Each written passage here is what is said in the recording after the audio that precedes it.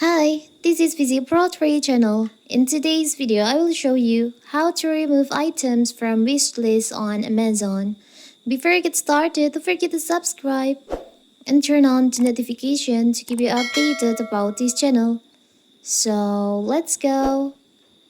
Amazon lists are a great way to keep a track of the items you want most and the deals you want to take advantage of.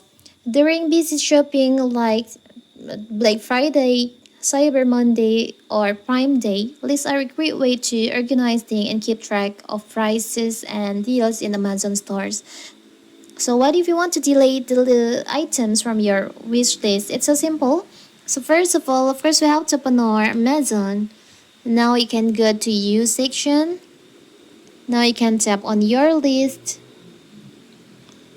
So here's your shopping list. Tap on shopping list. Now you can just tap on the three dots on the items that you want to remove from your wish list or shopping list. There is an option delete. You can just tap on that. So the item is removed from your wish list. So simple, right? So that is how to delete or remove items from your shopping list on Amazon. Don't forget to like and subscribe and turn on the notification to keep you updated about this channel. Thank you and see you.